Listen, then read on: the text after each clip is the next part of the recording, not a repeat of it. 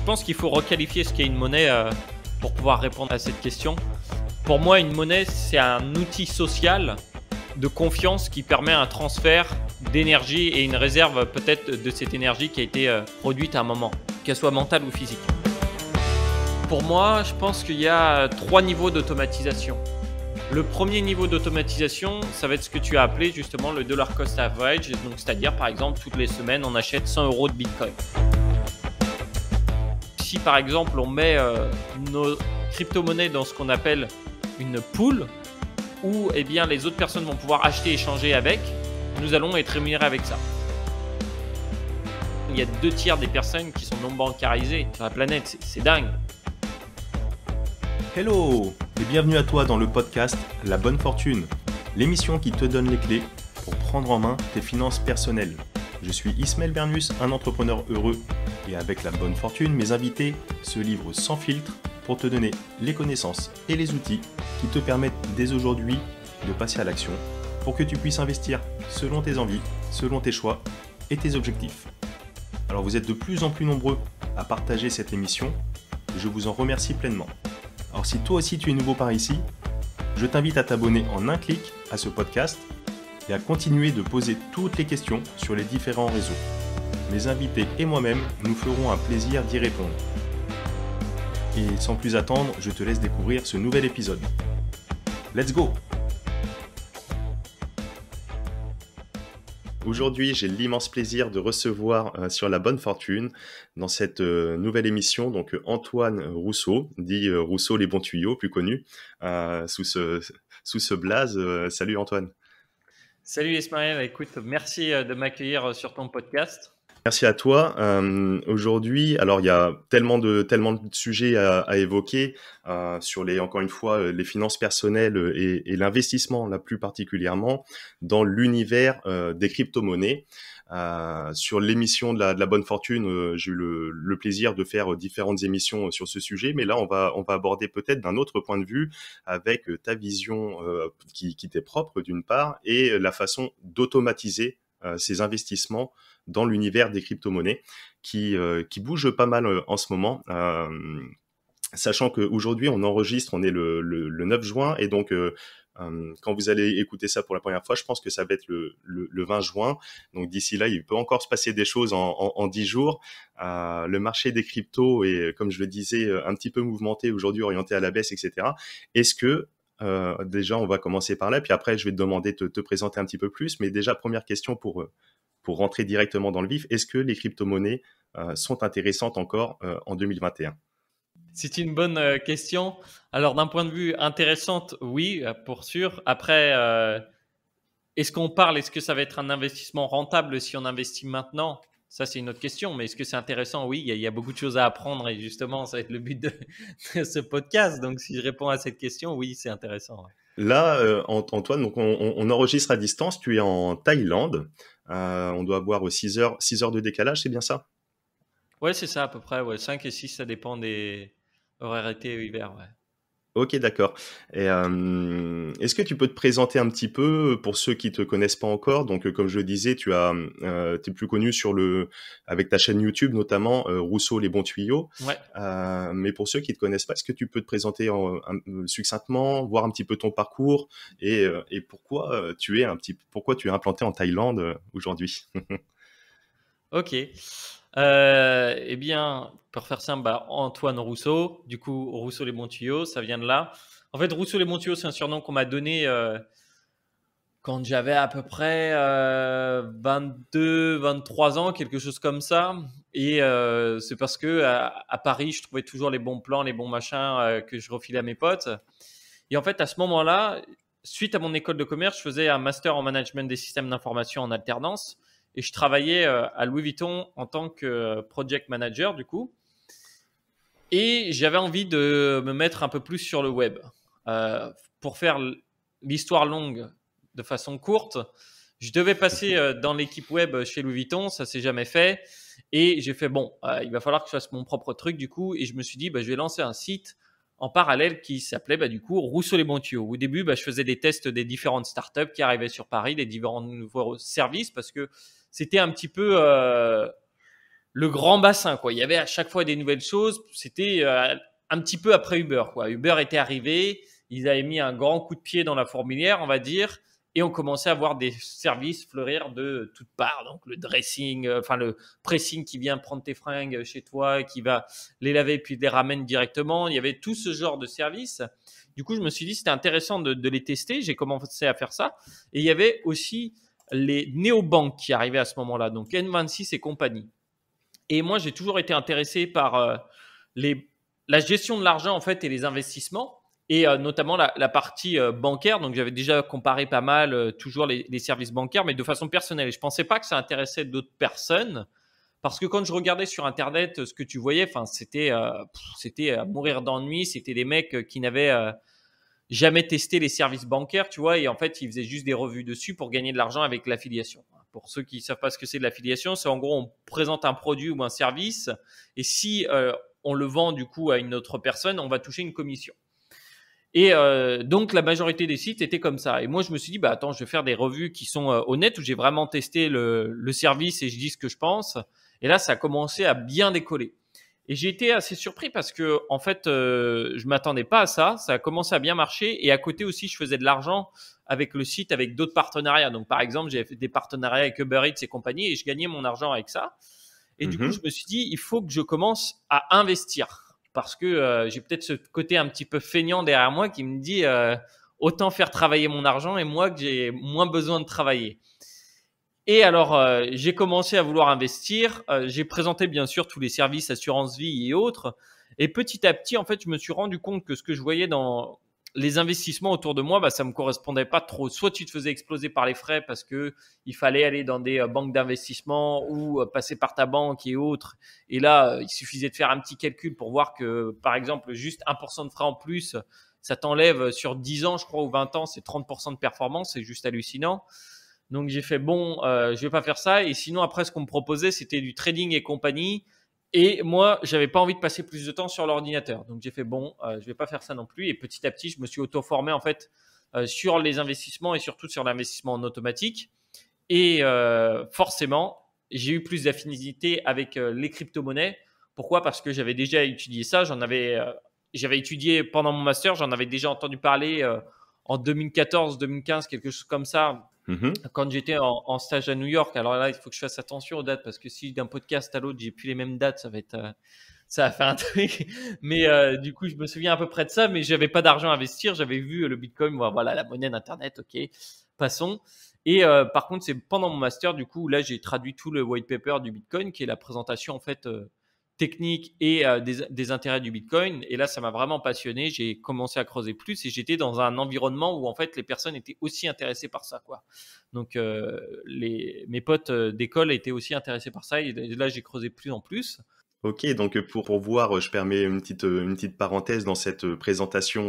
Première partie de ton parcours, donc passionné par tout l'univers, on va dire, du web, un petit peu la communication autour des banques, des produits, des services, où tu as aiguisé un petit peu ta curiosité. Tu commences à gagner ton argent avec ça, donc première source de revenus. Et de là, tu souhaites vraiment investir et tu commences, 2014-2015, à être vraiment curieux des crypto-monnaies. On verra après peut-être en fin d'émission, on ira peut-être sur tes autres investissements personnels. Ouais. Et donc la crypto-monnaie, tu parles de ce livre blanc du white paper du Bitcoin. Et après, t'investis dedans, mais dans un premier temps, t'investis en automatique ou tu investis de façon manuelle parce que en 2015-2016, il y avait simplement comme plateforme peut-être Coinbase, Kraken. C'était pas forcément très facile d'accès comme aujourd'hui avec Binance, Crypto.com, etc., etc. Mhm. Fallait peut-être faire des transferts aussi. On achetait les cryptos sur Coinbase, après on transférait sur Binance pour pouvoir avoir accès à un autre portefeuille, etc., etc. Ouais. Comment tu as investi et à la limite pourquoi tu as investi là-dedans, en quoi les cryptos pour toi sont quelque chose peut-être de révolutionnaire ou d'intéressant, que ce soit financièrement parlant et même techniquement, qu'est-ce que ça peut apporter? Ok. Alors en fait, oui, c'est ça. Il y a eu une première phase où j'ai entendu parler des crypto-monnaies, mais la phase où j'ai commencé à investir n'est que plus tard. C'était 2017. 2017 quand j'ai commencé à vraiment acheter des crypto-monnaies. Donc juste avant en fait, juste avant la grande vague de fin 2017 qui était en décembre, janvier 2018 où là on a eu un premier grand boom sur les crypto-monnaies qui était publiquement médiatisé, on va dire, sur les grandes chaînes. Alors, acheter à cette époque-là était déjà pas trop compliqué parce que tu pouvais acheter sur Coinbase, en fait. Donc, c'est ce que j'ai fait. Après, bien sûr, moi, j'ai fait toutes les bonnes erreurs à ne pas faire. Donc, j'ai commencé à acheter une crypto, puis une deuxième. Puis après, j'ai envoyé de l'argent sur Binance. Et là, ça a été, c'était limite du casino, quoi. Tu vois, c'était, j'allais de crypto en crypto, je regardais sur Twitter ce qui se passait, j'essayais d'analyser les cryptos, de prendre des infos à gauche, à droite. Enfin bref, je devenais un employé à temps plein des cryptos et ça marchait bien. Ça marchait bien les cryptos. Même un singe qui aurait envoyé des fléchettes sur une cible pour prendre n'importe quelle crypto aurait bien fonctionné parce que le marché était en explosion. Donc là-dessus, c'est sûr, ouais. Voilà, il n'y avait pas besoin d'être le plus intelligent. Et c'est ce que j'ai fait. Et après, déjà, j'étais stressé parce que tu dois savoir que les crypto-monnaies, ça fonctionne 24 heures sur 24, 7 jours sur 7. Donc, quand tu as de l'argent investi, bizarrement, on est content quand on le voit monter un peu, tu vois, mais on a très peur dès qu'on le voit baisser. Alors ça, c'est un truc, ça doit être ancré dans notre ADN. On a du mal à voir quelque chose baisser. Par exemple, une baisse de 10% va bien plus m'impacter qu'une hausse de 10% ou de 20% même. Ouais, complètement. C'est un biais cognitif. Alors, j'ai plus le nom. On l'avait évoqué dans l'émission avec David Furcage. Et comme tu dis, une baisse va faire d'autant plus mal qu'une hausse va faire plaisir, en effet. Ouais. Et comme tu le dis, le marché des cryptos est vraiment très, d'une part, volatile. Il tourne H24, 7 sur 7. Et en plus, il y a vraiment une volatilité folle. Et c'est sûr que sur le bull run de fin 2017, début 2018, ça devait être assez vertigineux pour les personnes qui étaient investies à ce moment-là. Un petit peu ce qu'on retrouve là, hein, depuis septembre, octobre, novembre 2020. C'est reparti en plein boom. Et pour prendre juste le Bitcoin, il était monté à 60 000 $, et là il est retombé aujourd'hui. Il doit être à 30 000 $, peut-être même qu'il est passé en dessous. Et donc les personnes qui sont rentrées là il y a 2 mois, au mois d'avril, c'est sûr, ils voient leur portefeuille dévissé par deux. Ça peut faire peur. Comment se parer un petit peu de cette volatilité? Qu'est-ce que tu mets en place et préconises sur l'investissement en automatique? Est-ce que ça va être un peu stratégie, un peu DCA, dollar cost average, pour lisser un petit peu l'investissement et donc réduire cette volatilité et à la hausse et à la baisse? Est-ce que ça va être ça ou d'autres choses? Qu'est-ce que tu prônes, toi, Antoine? Ouais, alors pour moi, je pense qu'il y a 3 niveaux d'automatisation. Le premier niveau d'automatisation, ça va être ce que tu as appelé justement le dollar cost average. Donc, c'est-à-dire, par exemple, toutes les semaines, on achète 100 € de Bitcoin. Voilà, on ne se pose pas de question, on achète 100 € de Bitcoin peut-être et 20 € d'Ethereum. Peu importe, je dis un pourcentage comme ça. On fait ça et on n'a plus besoin de se poser de questions et ça fonctionne tout seul. Ça, c'est ta première phase d'automatisation. La deuxième phase d'automatisation, ça va être simplement de s'inspirer de ce qu'on fait en bourse. En bourse, tu ne vas pas dire à quelqu'un d'aller choisir les actions une par une. Ça n'aurait pas de sens et ça a prouvé que ça ne fonctionnait pas. Alors pourquoi est-ce qu'on le fait dans les cryptos? Je ne sais pas. On a tendance à avoir du mal à apprendre de nos erreurs en tant qu'humain et c'est ce que j'ai fait au début. Et justement, heureusement, j'ai eu une conversation avec quelqu'un et il m'avait dit mais pourquoi tu fais comme ça et pourquoi tu n'appliquerais pas les mêmes stratégies que tu prendrais en bourse? Et donc là, c'est ce que j'ai fait après. Et donc du coup, par exemple, tu prends un top en crypto. Tu peux prendre un top 10, un top 15, un top 20. Mais dedans, tu vas avoir ce qu'on appelle en fait beaucoup de altcoins. Et les altcoins, c'est en gros tout ce qui n'est pas Bitcoin et on pourrait inclure Ethereum dedans, oui ou non, ça va dépendre à qui on demande. Mais pour faire simple, on va dire tout ce qui n'est pas Bitcoin.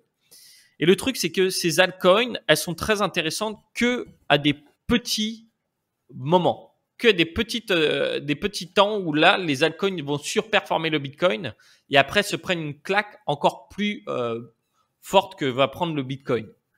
Donc, C'est très intéressant de faire ça quand même, d'investir dans les tops et autres, mais il y a ce risque-là où là, ça va être beaucoup plus volatile.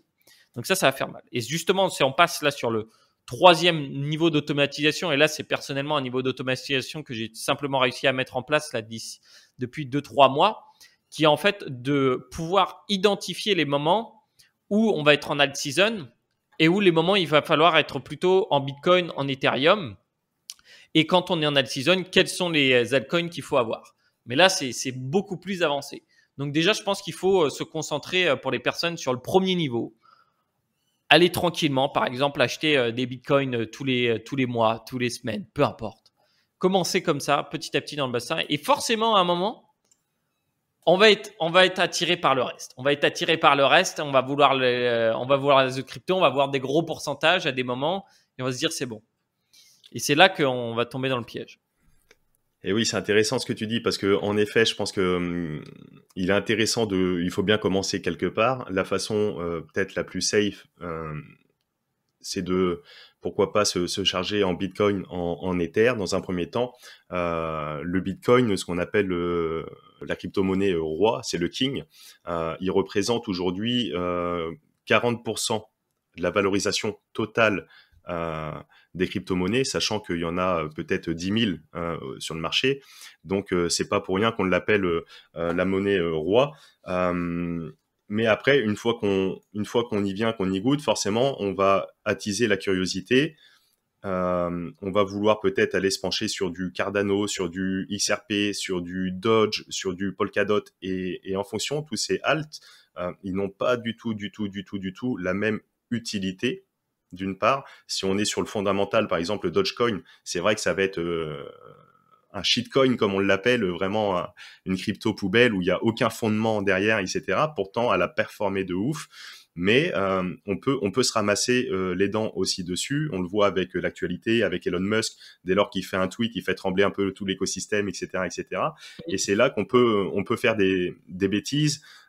Surtout si on est emballé en phase un petit peu d'euphorie, on met 1000, 2000, 3000, 10 000 euros, peu importe. On va voir peut-être potentiellement son portefeuille faire un x2 en un mois, 2 mois.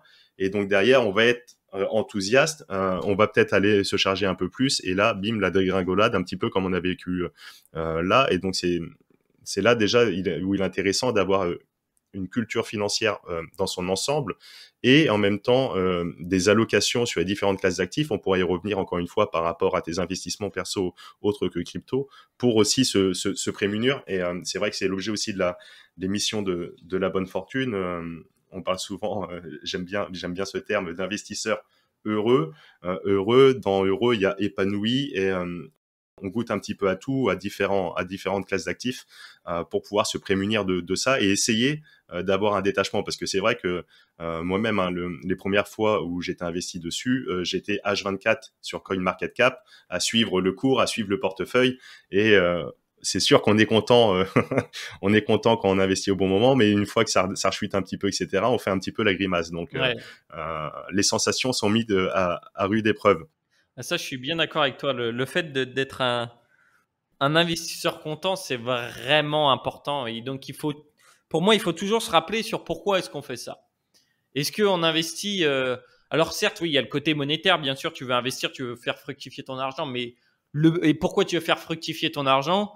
Derrière, à la fin, ce que tu veux, c'est être libre en général. C'est avoir une certaine notion de liberté. Si tu fais à chaque fois tu le fais 5-7 fois, tu vas te rendre compte que tu veux au final être libre en général. Et donc, si on est prisonnier de son investissement, bah, on a perdu au final. On s'est complètement trompé. On parle de crypto-monnaie. Le Bitcoin est-il, à tes yeux, une monnaie ou ça a strictement rien à voir? On voit aujourd'hui même, hein, l'actualité, on a pu voir là au Salvador qu'ils ont légalisé le Bitcoin en qualité de monnaie légale pour le pays. Là, c'est vraiment d'aujourd'hui. Là, j'ai vu cette news ce matin. Est-ce que pour toi c'est une monnaie ou alors c'est par exemple trop volatile pour l'être? Quelle est ta vision dessus? Alors, je pense qu'il faut requalifier ce qu'est une monnaie pour pouvoir répondre à cette question. Pour moi, une monnaie, c'est un outil social de confiance qui permet un transfert d'énergie et une réserve peut-être de cette énergie qui a été produite à un moment, qu'elle soit mentale ou physique. Donc déjà de voir ça. Est-ce que le Bitcoin, si par exemple demain je travaille pour gagner 0,5 Bitcoin, dans 6 mois j'ai toujours 0,5 Bitcoin. Donc il n'a pas perdu de sa valeur. Et j'ai toujours 0,5 Bitcoin par rapport à 21 millions de Bitcoin qui seront imprimés. Il y en a 18 millions environ en circulation aujourd'hui. Si je prends le même exemple et que je travaille aujourd'hui pour 15 000 $, bah mes 15 000 $, dans 6 mois, ils valent plus que 15 000 $. Parce qu'il y a eu des dollars qui ont été imprimés. Et donc, sur lequel je ne suis pas au courant. Donc, pour moi, oui, il y a une volatilité qui est sûre du Bitcoin face aux monnaies fiat. Mais il faut bien se dire que aussi, ces monnaies fiat ne sont pas infaillibles. Et il y a beaucoup de choses qu'on ne connaît pas dessus. Et comme on disait tout à l'heure, justement, la principale force d'une monnaie, c'est de la confiance. Pour moi, la confiance, ce que j'aime dans la confiance, c'est l'honnêteté et la transparence. Et c'est des choses qu'on va peut-être pas forcément retrouver dans les outils qu'on utilise aujourd'hui. Et pourtant, des outils qu'on a utilisés auparavant, il y avait une confiance.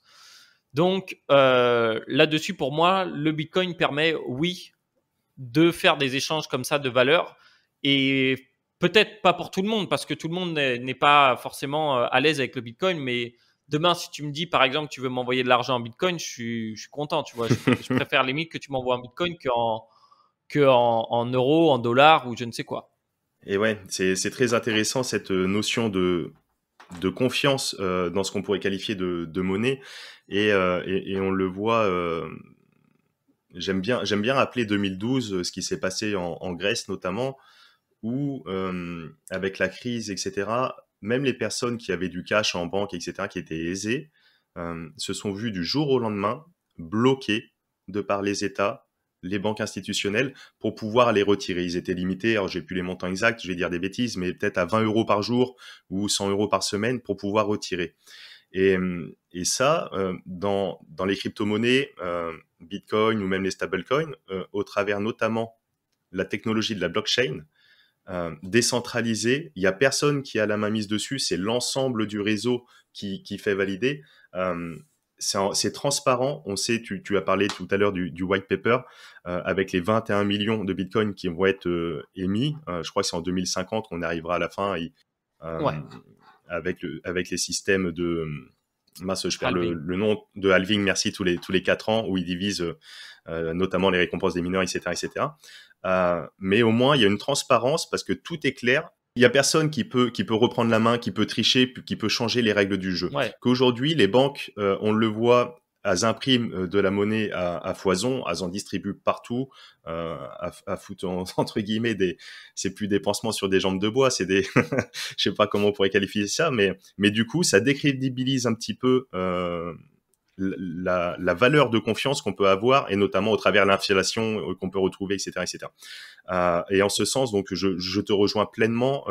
Et d'ailleurs, on le voit, il y a des projets de crypto, d'une monnaie européenne. Il y a des projets comme ça un petit peu partout, parce que cette technologie de la blockchain rapporte cette transparence, cette sécurité qui va redonner la confiance. Puis aussi, il faut se rappeler, on parle de la Grèce, on ne pouvait plus retirer, mais il faut bien se dire que retirer sa monnaie, c'est juste avoir des papiers dans lesquels on a mis une confiance, quoi. Et aujourd'hui, de toute façon, plus de 90% de la monnaie ne peut pas être imprimée. Donc, il n'y aurait même pas un cas où on peut retirer des banques, quoi. Enfin, je veux dire, les monnaies papier, c'est arrivé plein de fois qu'elles n'avaient plus de valeur du tout, ou des endroits où ils s'en servaient comme du papier peint, quoi. Comme en Allemagne, quand ils sont tombés au fond du gouffre, les personnes se servaient des billets comme du papier peint. Avec l'hyperinflation, on a cette image de personnes avec leur brouette remplie de dollars pour aller s'acheter une baguette Ouais, de papier. de pain. Et ouais. Ouais. Comment tu vois une question à aller à 300 000 $, comment tu vois la valorisation du Bitcoin dans 6 mois, dans 1 an, dans 10 ans? Si je prends des modèles dans lesquels des modèles qui sont intéressants et qui ont bien suivi pour l'instant les évolutions macro, on va dire, du Bitcoin, Dans 6 mois, on pourrait être sur du 200 000 et quelques. On pourrait être sur du 200 000 et quelques. Après, sa valeur, du coup, tu m'as dit sur 6 mois et sur combien de temps le deuxième orange, c'était quoi? Ouais, de voir 6 mois, 1 an, 5 ans, 10 ans, de voir à moyen, court et moyen, long terme, pour voir un petit peu. Est-ce que tu penses qu'il existera dans 10 ans? Est-ce qu'on l'utilisera encore? Est-ce qu'on en parlera encore? Ça, je peux pas savoir, mais en tout cas, ce que je peux savoir, c'est que déjà, ce qu'on a fait jusqu'ici, c'est beau avec. Donc, déjà, il y a eu quelque chose de très intéressant d'un point de vue. Je pense, de toute façon, ça sera toujours dans un livre d'histoire, peu importe ce qui arrivera au Bitcoin, parce que ça a été un outil qui a été créé, qui a permis. On n'a jamais eu d'outil comme ça qui a permis de connecter n'importe qui sur la planète à partir du moment où il avait une connexion Internet pour faire des échanges monétaires. Tu regardes aujourd'hui, c'est toujours compliqué d'envoyer de l'argent dans certains pays, hein. Nous, on est bien lotis. Du coup, par exemple, pour la France, la Thaïlande, ça va. La plupart des outils financiers, on a accès à une bonne partie, mais il y a énormément de personnes. Il y a 2 tiers des personnes qui sont non bancarisées sur la planète. C'est dingue. Et oui. Donc, on a tendance à toujours oublier les autres personnes. Et je pense que c'est normal parce que on a d'autres choses à se préoccuper. Mais donc, je pense qu'il sera toujours là. Mais je peux pas savoir. Peut-être il y aura quelque chose d'autre qui va le remplacer. En tout cas, l'expérience Bitcoin aura été fabuleuse. Ouais, ouais, bien sûr, bien sûr. On en revient toujours à cette technologie de la blockchain qui émerge aujourd'hui et qui apporte d'énormes solutions sur tous ces points, sur tous ces points-là. Est-ce que tu as quelques projets crypto que tu suis de près, qui t'intéressent, avec du sens, où on peut investir dessus, je sais pas moi, pour permettre d'accélérer la transition écologique, énergétique, qui vont dans ce sens-là, ou alors qui permettent des avancées peut-être sociales. Est-ce que tu as des projets coup de cœur ou tout autre, hein, qui permettent des avancées technologiques pour permettre de faciliter les transactions, etc., etc. Est-ce que tu as des petits projets coup de cœur sur les cryptoactifs? Ouais. Alors, je suis pas un spécialiste d'analyser chaque coin justement parce que j'aime pas m'attacher à ces cryptos-là parce qu'il faut pas s'attacher. C'est des investissements. Mais il y en a quand même que je trouve intéressantes. Par exemple, j'avais investi sur Polygon, qui s'appelle aussi Matic. Alors, je trouve ça intéressant. Pourquoi? Parce que ils apportent une seconde couche sur Ethereum, ce qui fait des transactions plus rapides et beaucoup moins chères. Donc ça, c'est intéressant. Après, il y a tout ce qui est justement ce qui nourrit la DeFi, la finance décentralisée. Donc, qu'est-ce que c'est la finance décentralisée? Ben, c'est amener tous les services bancaires qu'on pourrait imaginer sur la blockchain. Donc là, justement, Polygon Matic, il est encore dans la sélection. Il y a aussi Uniswap. Uniswap qui Mhm. permet en fait d'échanger des crypto-monnaies sans avoir une plateforme centralisée. Donc ça, c'est quand même très intéressant puisque on est, on n'a pas besoin d'aller ouvrir un compte sur Binance, on n'a pas besoin de faire une vérification d'identité, on n'a rien besoin de faire. Si on a déjà des cryptos, on peut échanger contre d'autres cryptos. Ça, je trouve ça très intéressant.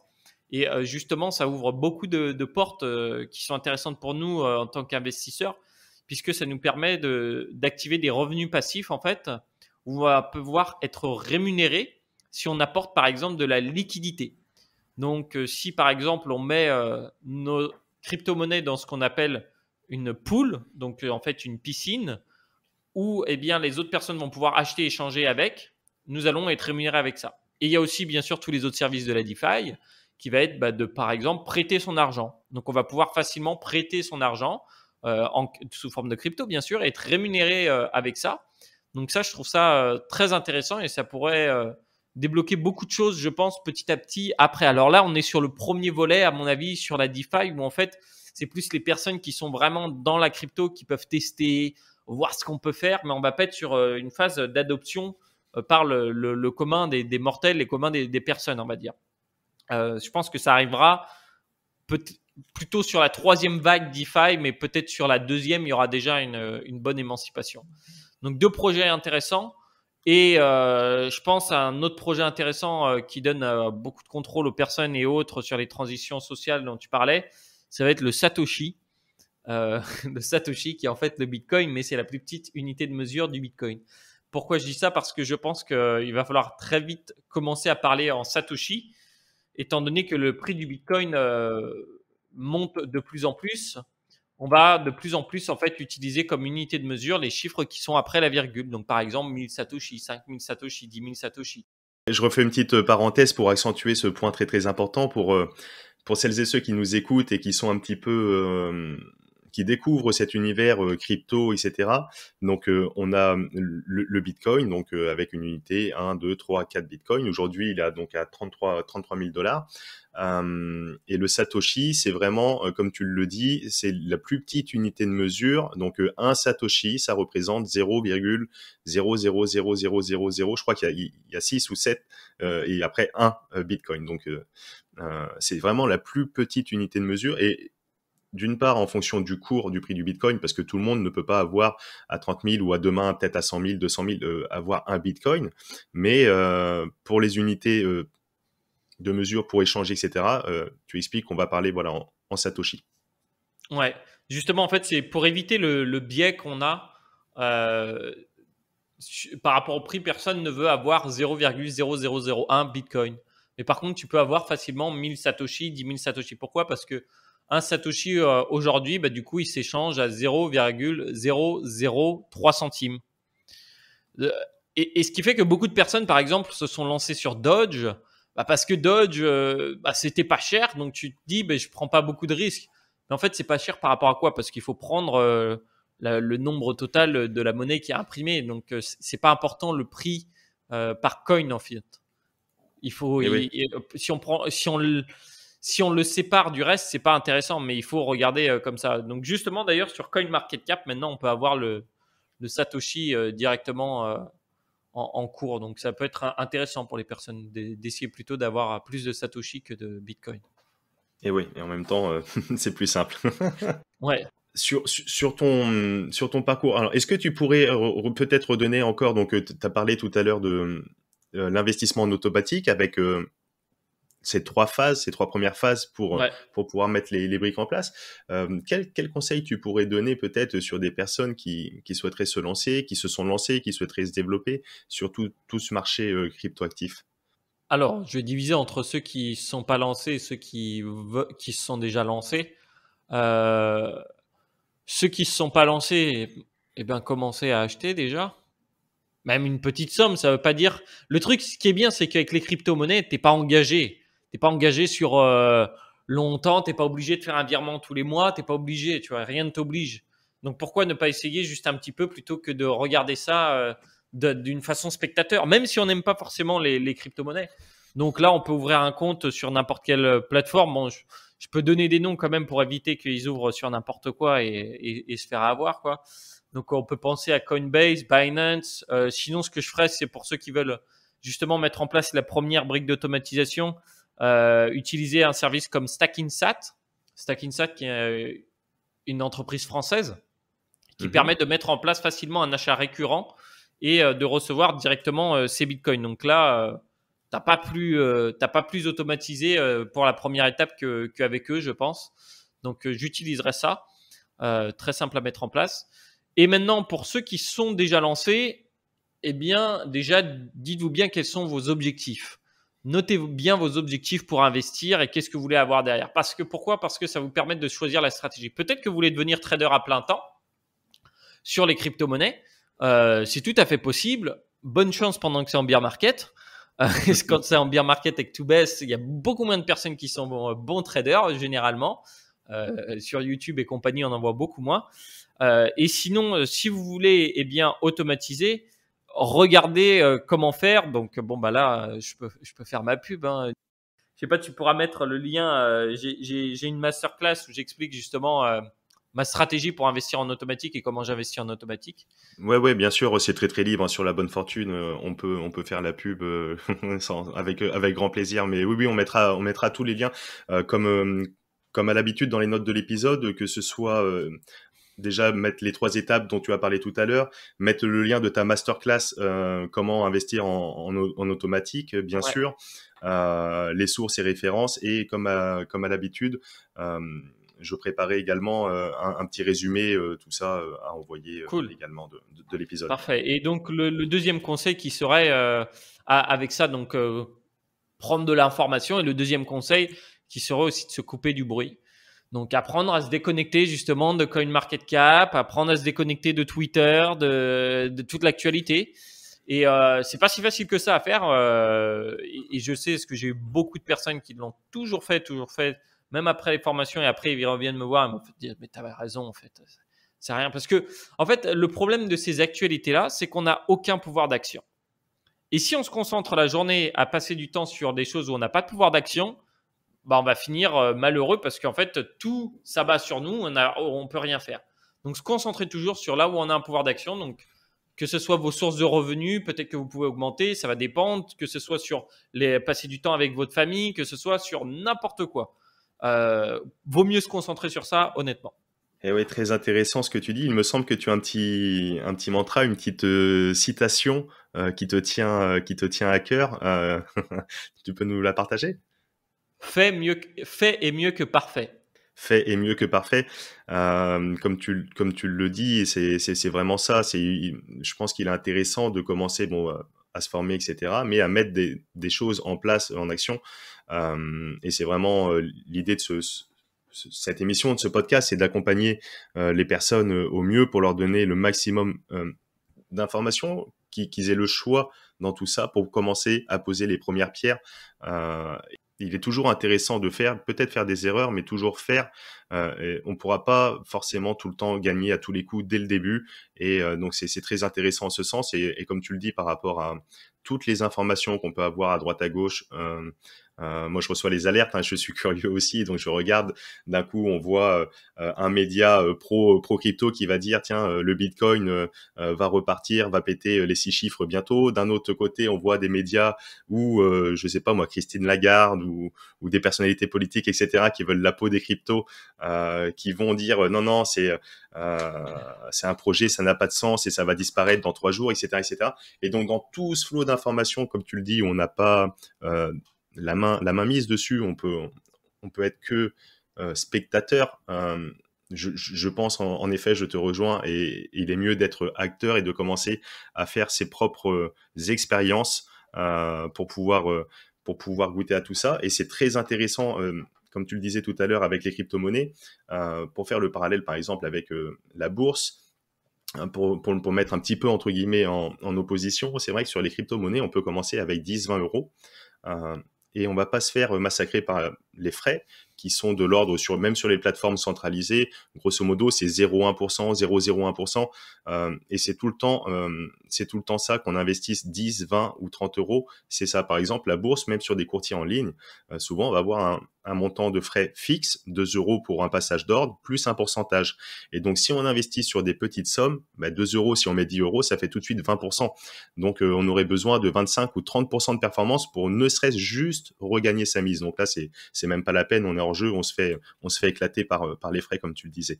Donc, au moins, l'univers des crypto-monnaies est accessible avec ça, avec les solutions que tu as dit pour pouvoir investir en automatique avec la société française, j'ai perdu le nom.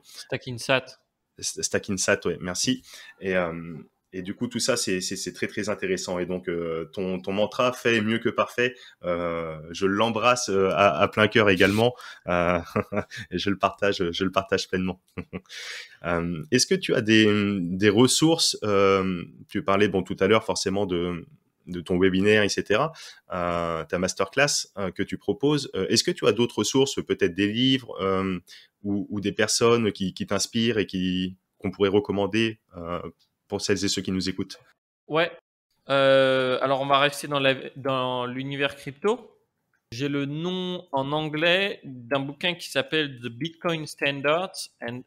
Attends, je pense qu'en français, c'est le standard Bitcoin. À mon avis, il a été traduit maintenant. Je vérifie rapidement. L'étalon Bitcoin, pardon. L'étalon Bitcoin en français. Il est très intéressant, ce bouquin, parce qu'il parle de l'histoire des monnaies, ce qui est intéressant et pourquoi le Bitcoin est intéressant. Et c'est vraiment quelque chose, même si on n'aime pas le Bitcoin, on aura appris quelque chose de vraiment intéressant sur toute l'histoire des monnaies. Celui-là, je le trouve très intéressant. Après, sinon, Où est-ce que j'aime bien m'informer? Et là, je pense que ça va être pour les personnes qui ont un petit peu plus, un niveau un petit peu plus avancé en crypto-monnaie. J'aime bien aller m'informer sur decrypt.co. Alors, c'est un site anglais. Je m'informe très peu sur des médias francophones pour les crypto-monnaies. Mhm. Étant donné que c'est des news qui vont très vite, en général, autant éviter d'avoir à attendre que les personnes aient traduit ce qui s'est passé en anglais, quoi. C'est mon avis personnel là-dessus. Si on veut surfer sur l'actualité, mais sachant que c'est vraiment pas un truc qu'on se conseille et c'est personnellement un truc que je ne fais quasiment pas. Je regarde juste les grandes choses qui arrivent, quoi. Quelles autres ressources je pourrais. Bah après, bien sûr, hein, de toute façon, il y a des personnes qui aiment pas se former, qui aiment pas cette notion-là. Donc, elles peuvent commencer, faire elles-mêmes et chercher des informations à droite sur les forums ou autres. Si on a le temps, on peut. Et il y a beaucoup de personnes qui ont énormément de temps dans les cryptos Mhm. et qui adorent justement ça, passer d'un forum à l'autre, d'aller chercher dans les groupes Facebook, dans les machins. Donc, si c'est votre kiff, faites ça. En autre ressource, je pense que bah, déjà, c'est pas mal. Après, bien sûr, il y a beaucoup de vidéos sur YouTube et pas que sur ma chaîne, hein, Rousseau Les Bonteux. Il y a énormément de personnes qui font des vidéos et vous allez pouvoir apprendre énormément de choses dessus. En podcast aussi, il y a des podcasts sur les cryptos parce que du coup, on est sur un podcast. Je suppose que les gens écoutent des podcasts. Donc, c'est pareil. Vous pouvez taper Bitcoin sans doute dans votre moteur de recherche et vous trouverez des podcasts orientés crypto. Et ce que je vous recommande de faire, voilà, de choisir comment vous aimez bien apprendre et c'est parti. Top. Il y a également la newsletter de, je crois que c'est Grégory Raymond, la 21 millions. Également, il propose une newsletter. Je crois qu'il y a deux formats. Il y a une newsletter freemium et puis une payante où il y a du contenu également intéressant. On mettra tout encore une fois dans les notes de l'épisode. As-tu d'autres investissements sur quelle autre classe d'actifs tu aimes investir et c'est quoi tes autres appétences d'investissement, Antoine? Ok. Bon, bah, comme je te disais déjà en début d'épisode, je suis très, très orienté investissement automatique, très orienté investissement passif. Donc, de la bourse majoritairement via de l'ETF.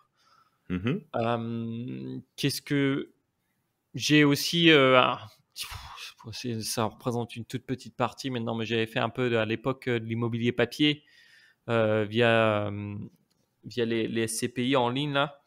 mhm. Mais bon, ça représente quasiment rien maintenant dans mon portefeuille, donc ça serait pas la peine d'en parler énormément là-dessus. Et après, il y a aussi, bah, du coup, dans les cryptos, tu peux avoir, bah, comme je disais tout à l'heure, de placer pour recevoir du 8 à 12% par an en revenu passif. Donc ça, j'essaye d'en faire un petit peu plus.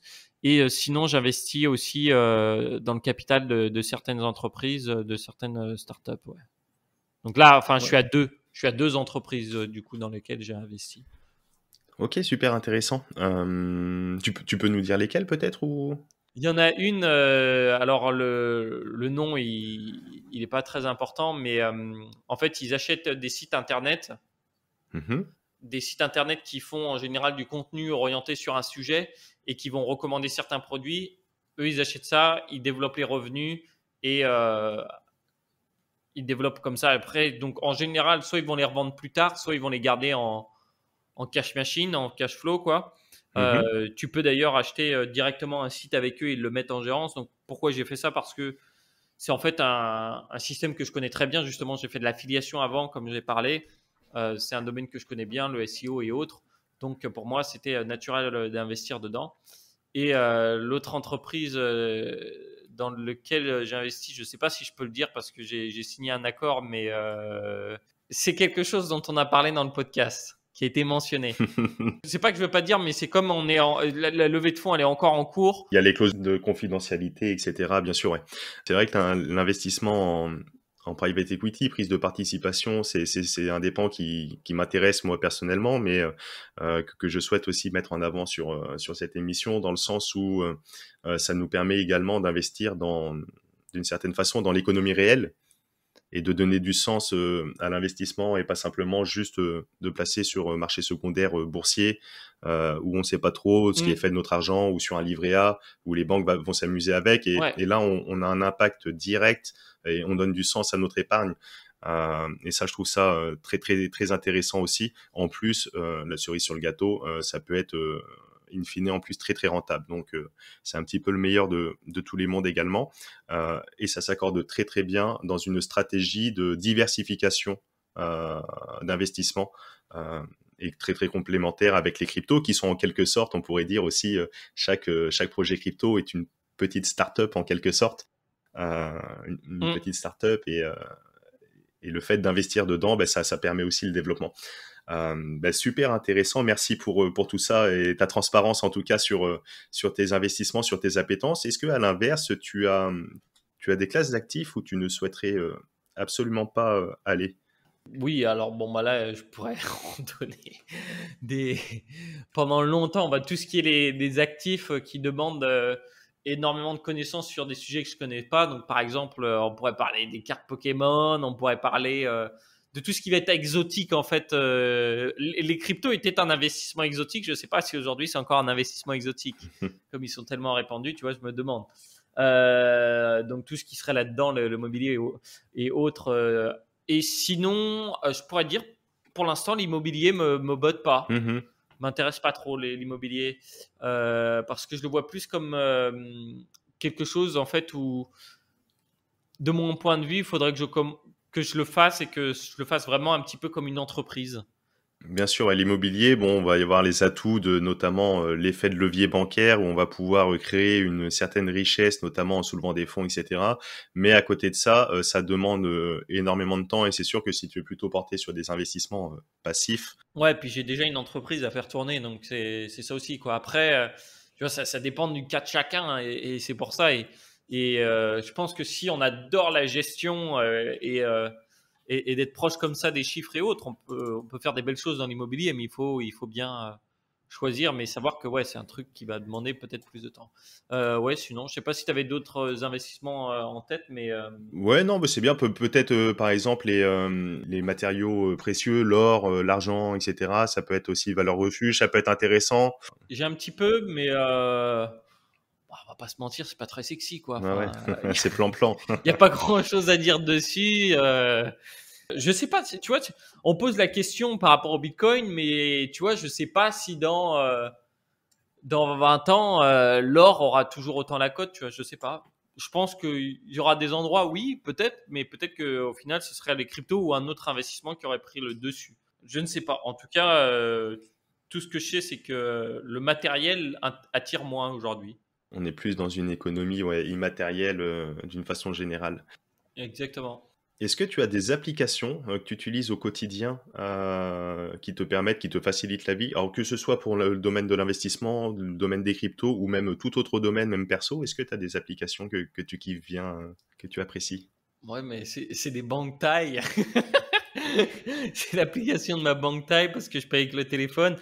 Oh, ça peut intéresser parce que sur le podcast de La Bonne Fortune, on a des auditeurs, bah, bien évidemment la grande majorité, en France, mais on en a également en Suisse, en Norvège, en Belgique, au Canada aussi beaucoup Ah et ouais. quelques-uns à Singapour et Thaïlande. Alors c'est une minorité, ça va peut-être se développer, après ton passage, Bah, si vous êtes en Thaïlande, je vous conseille de prendre un compte chez Cassicorn Bank. Je trouve qu'ils ont la meilleure application. Enfin, du moins au moment où on enregistre le podcast, c'est la plus simple à utiliser. Honnêtement, ouais, il y a TransferWise enfin maintenant il s'appelle Wise, que j'adore. Qu'est-ce que j'utilise beaucoup? Après, toute ma gestion des finances perso, elle est automatisée. Donc, au final, je n'utilise pas d'application de budget ou j'utilise pas de choses comme ça. Qu'est-ce que j'utilise d'autre? Pour investir en crypto, j'ai pas de préférence. J'ai utilisé Binance, j'ai utilisé Kraken, StackingSat, Coinbase, je m'en fiche. J'utilise, moi je les vois comme, c'est comme si tu me demandais quelle est ma pompe à essence préférée, tu ouais, bien vois. sûr, ouais. Enfin, peu importe, à la fin j'ai la même chose. Donc pas spécialement d'application du coup, à part, enfin, franchement, il faut avoir une néobanque si tu es en France, en Europe, les N26, Revolut, peu importe ce que tu préfères, mais je pense une des deux, c'est primordial pour comprendre quelle simplicité tu peux gérer ton argent. Euh, Sinon, rien de spécial. Je suis vraiment un fan en ce moment de Drive et de Dropbox qui permet les échanges de fichiers, etc., etc. Ça a strictement rien à voir après, mais c'est dans l'usage quotidien. Mais Ah oui, oui. euh, Ah oui, bon, bah oui, non, mais là, si on parle de ça, voilà, j'ai une pléthore de choses que j'utilise. Ouais. Ah, j'ai un truc qui est bien, non, par contre, pour les habitudes. Pour les habitudes, alors je sais pas si c'est disponible sur iPhone, Android. Je sais que c'est sur Android. Ça s'appelle Habits. Et en gros, moi j'aime bien parce qu'en fait, ça me met des petits. En fait, j'ai juste des petits ronds d'application, enfin comme widget, sur toutes mes habitudes que je vais faire dans la journée. Et comme ça, j'ai juste à cliquer dessus et je vois la complétion à chaque fois. Et j'aime bien avoir tout mon écran en vert. J'ai fait toutes mes habitudes et après, je suis tranquille, je me sens bien. Parce que j'utilisais avant un tableau blanc en fait où j'avais dessiné, j'avais écrit des habitudes et après je faisais les et croix. ouais. Donc par exemple, tu vois, j'ai chaque jour il faut que j'écrive une blague, des choses comme ça. Et donc j'aimais bien avoir toutes les croix, mais c'est un petit peu compliqué quand tu bouges et autres. À l'image de la personne en salle de sport qui fait sa petite croix à chaque fois qu'il fait sa série de tractions, de développé couché, de pompe. Hop, Exactement. c'est fait, c'est checké, tac, tac, tac. Et ouais, ouais. Ouais. Merci pour tout ça. Aujourd'hui, on peut te retrouver donc essentiellement à travers ta chaîne YouTube, donc Rousseau les bons tuyaux. Ouais. Tu as également d'autres terrains de jeu de prédilection, peut-être Instagram également. Un petit peu Instagram, ouais. Alors, j'en ai deux en fait. J'en ai un par rapport aux investissements, Rousseau les bons tuyaux, enfin Rousseau investisseur du coup, et l'autre qui est plus perso, où là, enfin plus perso, on va dire, non, mais qui va prendre mon autre partie de la vie qui est plus faire des blagues et des choses comme ça, qui est là en anglais, où je partage plus ce que je fais dans la journée, des choses comme ça. Où c'est que tu vois ta chaîne dans 5 ans, ta chaîne YouTube?